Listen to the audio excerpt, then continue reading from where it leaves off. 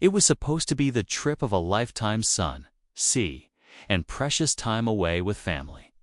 12-year-old Emily Thompson had just finished the school year and was excited to spend 2 weeks in the quiet coastal town of Clearwater with her dad. They were close, often going on weekend getaways together. But this trip was different. Something felt off from the start, though no one could explain why. And then, just 3 days in, Emily vanished without a trace. No struggle, no witnesses, no leads. Her dad told police she had gone for a walk on the beach and never came back. For years, that's all anyone knew. The case turned cold, and Emily's name slowly faded from the headlines. Her family was torn apart by grief and unanswered questions. Her mother refused to give up hope, and her younger brother, Josh, who was only 7 at the time, grew up in the shadow of a mystery that haunted every part of his life. But now, a decade later, everything is about to change. Josh, now 17, is ready to talk, and what he has to say could turn everything upside down. After all these years, has he been holding on to a secret too dark to face? Or is this the missing piece police were waiting for all along? Stay with us as we dive into a story of trust, memory, and the chilling truth one family never saw coming.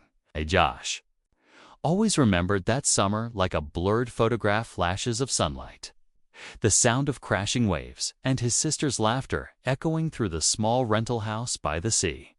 But there were gaps, too. Moments that didn't make sense. Whispers late at night, tense arguments between their dad and people Josh didn't recognize, and a feeling that something wasn't right. He never understood it back then. He was just a kid, told to stay quiet, to stop asking questions. The day Emily disappeared, Josh recalled waking up to an empty house. His dad said she went out early, probably to collect shells like she always did. But Josh remembered something else: a door slamming in the middle of the night, the sound of footsteps, and the soft hum of a car engine driving away while he peeked through the curtains, too scared to move. No one ever asked him what he saw, and maybe that was on purpose. Over the years, Emily's disappearance became a wound that never healed. Their dad eventually moved away, refusing interviews and distancing himself from the case. The official report remained unchanged: no evidence of foul play, no leads. But Josh never forgot. And recently, something brought it all back. A family photo tucked inside an old book, a note scribbled in Emily's handwriting, and a conversation he overheard that cracked open everything he thought he knew. Josh is ready to speak now. But what he reveals might not just uncover the truth, could destroy what's left of his family. Josh couldn't ignore it anymore. That old photo, one taken the day before Emily disappeared, showed something strange. In the background, by the edge of the frame, stood a man Josh didn't recognize. He wasn't part of the family, not a neighbor, not a friend. Just a blurry figure watching from a distance. Josh brought it to his mom, but she dismissed. It said it was probably just another tourist. But something about that man's face bothered him, like he was there for a reason. Around the same time, Josh began digging through old boxes in the attic. That's where he found the note. Just 3 lines written in Emily's handwriting. "Don't tell Dad. I saw him again. It's not safe." No date, no explanation. But the message was clear. She was scared. And whatever she saw before that trip, she was keeping it from their father. Josh started to question everything, especially his dad's version of what happened. He remembered the late-night calls, the way his dad would disappear for hours without explanation, even during their vacation. Josh always thought his dad was just distracted or stressed. But now he wondered if there was something darker going on. And then there was the woman who showed up at the library where Josh worked part-time.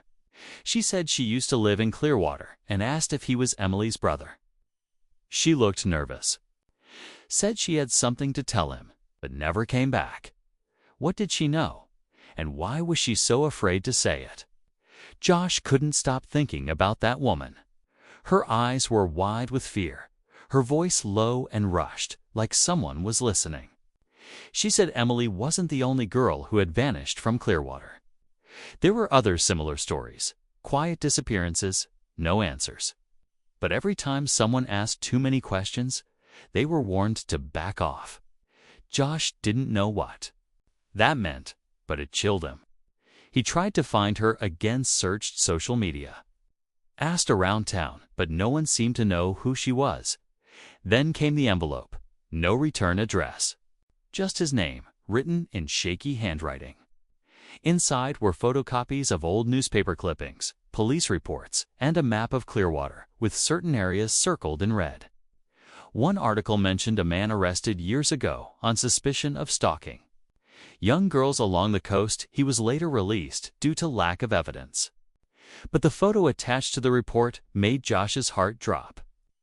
It was the same man from the edge of their family photo. Josh brought everything to his mom. This time, she didn't brush it off. Her face went pale, and she sat down without saying a word. Then she finally admitted something he never expected. Emily had been acting strange for weeks before the trip. Paranoid, secretive, like she knew someone was watching her. And the scariest part? She had begged their mom not to let her go with their dad. Josh didn't know what to think anymore. But he knew one thing. The truth was closer than ever. That night, Josh couldn't sleep. His mind raced with everything he'd uncovered. The photo, the note, the woman at the library. None of it made sense unless there was something much bigger beneath the surface. He kept going back to what his mom had said. Emily begged not to go on that trip. Why did she, and why did their mom let her? That's when Josh found the second note hidden behind the photo frame in Emily's old room. This one wasn't written to him. It was to their mom. Emily had written, "I saw what he was hiding. I can't unsee it. If anything happens to me, promise you'll protect Josh." Josh froze. What did she mean by what he was hiding? Was she talking about their dad, or someone else entirely? The next day, while trying to retrace Emily's final steps in Clearwater using the map from the envelope, made a chilling discovery. One of the red circle locations was a closed-down storage facility just outside of town. He never remembered going there as a kid. But when he looked at the building now, it felt oddly familiar, like he had been there, but blocked it out. As he stood there, staring at the rusted gate, his phone buzzed. A message from an unknown number. Asterisk, asterisk, stop digging. You don't know what you're walking into. Asterisk, asterisk, Josh's heart pounded. Someone was watching him.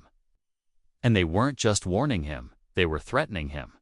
And suddenly, he realized, ... This wasn't just about Emily anymore. Josh couldn't turn back now. The warning text only pushed him further. With shaking hands, he slipped past the broken gate and stepped into the old storage facility. The air was thick with dust and silence, the kind that made every footstep feel too loud. Most of the units were empty, but one Unit 17 was marked on the map. The lock was broken. He pushed it open. Inside, time had stood still. Old beach toys, a faded blanket, and one of Emily's missing sandals. Josh felt his chest tighten. She had been here. He found a box in the corner, filled with documents, sold letters, receipts, and a burner phone with only a few contacts. One of the numbers matched the unknown one that had texted him earlier. Whoever had been keeping this storage unit, they were the same person who tried to warn him off. Then, behind a loose panel in the wall, he found a stash of videotapes. Josh took them straight to the police. What was on them changed everything. The tapes showed his father meeting with a man later identified as the same one in the photo. They were arguing, passing cash, referencing keeping her quiet. It was enough for authorities to reopen the case. But here's the twist no one saw coming. When police traced the burner, Phone's last ping. It wasn't from Clearwater. It was from Josh's neighborhood just 2 streets over. Someone else knew the truth, and they were still watching.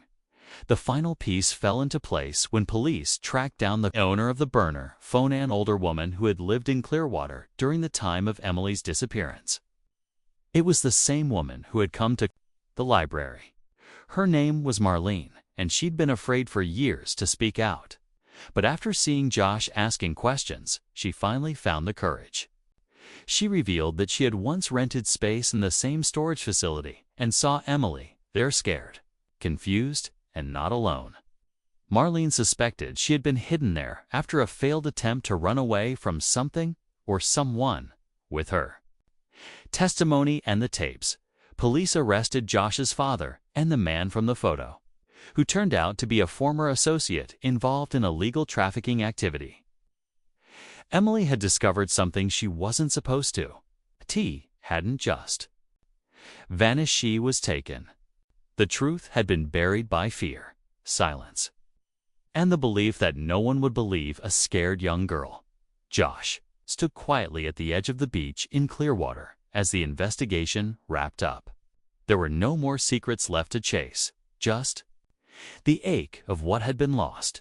His sister's case, once cold, had finally found its answers. Emily's story would be told not just as a mystery, but as a reminder of how silence protects the wrong people and how speaking up, even after 10 years, can finally bring justice. Some stories fade away, but this one finally found its ending.